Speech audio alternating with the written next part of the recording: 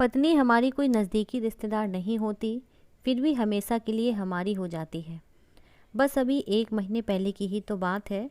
घर के पिछले भाग में माटी डालने का और प्लांट्स लगाने का काम रमण और कला इन पति पत्नी के जोड़े को दिया था। पहले दिन दोनों आए, दोनों ने खूब अच्छा काम किया।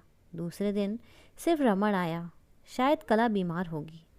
उस दिन दोपहर में मेरे साथ खाना खाने के लिए मैंने रमण को बहुत आग्रह किया। कई बार उसे कहा कि मेरे साथ खाना खा लो, लेकिन वह माना ही नहीं। वह बोला कला नाराज़ हो जाएगी। मैं बोला अरे रमण, तुम कितना डरते हो अपनी बीबी से। वह बोला मैं नहीं डरता साहब, कदर करता हूँ उसकी, सम्मान करता हूँ उसका। मुझे उसके शब्दों पर हंसना आ गया। मैंने उससे कहा अरे क्या रखा है उसमें, ना रंग है ना रूप है, फिर क्यों इतना उसके पीछे पीछे भागता है। वह बोला कोई फ़र्क नहीं पड़ता साहब, रंग हो या ना हो, रूप हो या ना हो, लेकिन फिर भी वही मुझे जग में सबसे प्यारी लगती है। मैं बोला तू तो पूरा जोरू का गुलाम लगता है, क्या तुझे अपनी पत्नी के अलावा बाकी रिश्ते महत्वपूर्ण नहीं लगते। उसने शांति से जवाब दिया देखिए साहब, माँ बाप तो भगवान होते हैं, तो उनकी पूजा करनी चाहिए। भाई बहन का रिश्ता तो जन्मजात होता है, और दोस्ती का नाता तो सिर्फ काम का या मतलब के लिए होता है, और बाकी सारे संबंधी मतलब के लिए ही होते हैं। अब देखिए, जैसे कि आपका और मेरा नाता भी काम और पैसे का ही है ना। लेकिन साहब, पत्नी हमारी कोई नज़दीकी रिश्तेदार तो नहीं होती, फिर भी वह अपने सारे संबंधों को छोड़कर हमेशा के लिए हमारी हो जाती है, और हमारे हर सुख दुख में, हर दिन रात में, हर ऋतु में हमारा साथ देती है। आप मानो या ना मानो, पत्नी सिर्फ एक रिश्ता नहीं, वो कई रिश्तों का भंडार है। जब वह हमारी हर इच्छा पूरी करती है, हमारी देखभाल करती है, हमको लाड लड़ाती है, तब वह किसी माँ की भूमिका निभा रही होती है।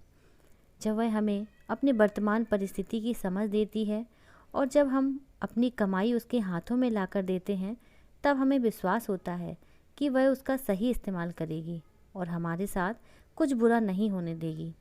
तब वह बाप की भूमिका निभा रही होती है, जब हमारे बारे में चिंतित होती है, और जब वह हमें हमारी गलतियों को बताकर उसे सुधारने का मौका देती है।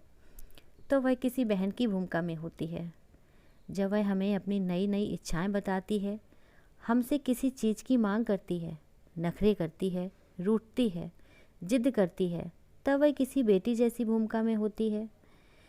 जब वह हमें कुछ नया सिखाती है, हमसे झगड़ती है, तब वह किसी दोस्त की तरह होती है। जब वह हमारे घर की और हमारे रिश्तेदारों की सबकी जिम्मेदारी अपने सिर पर उठाती है, तब वह मालकिन होती है। सबसे ज़रूरी बात, जब वह सारी दुनिया को और यहाँ तक कि अपने बच्चों को छोड़कर जब हमारी बाहों में आती है, तो वह हमारी पत्नी, प्रेम का, हमारी जान, हमारा श्वास बनती है। अब आप ही बताइए साहब, अगर मैं उसकी इज्जत करता हूँ, उसकी कदर करता हूँ, तो क्या मैं कोई गलत काम करता हूँ। और वैसे भी पत्नी सिर्फ अपने पति के लिए अपना घर छोड़कर अनजाने घर आती है, और बाकी के रिश्ते तो परिस्थिति के हिसाब से निभा जाती है। देखिए साहब, मैं ज़्यादा पढ़ा लिखा तो नहीं हूँ, लेकिन ज़िंदगी ने मुझे इतना ज़रूर सिखाया है कि रिश्तों का मतलब एक दूसरे की कमियों को पूरा करना होता है।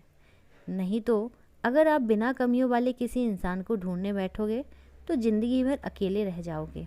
देखिए साहब, बीवी अगर धरती बनकर इतना बोझ उठा सकती है, अपनी तपस्या की अग्नि में तप सकती है, तो पति को भी शांत और उतना ही बड़ा विशाल आसमान की तरह बनना पड़ेगा, जो उसे समय समय पर प्यार की बारिश में भिगोता रहे।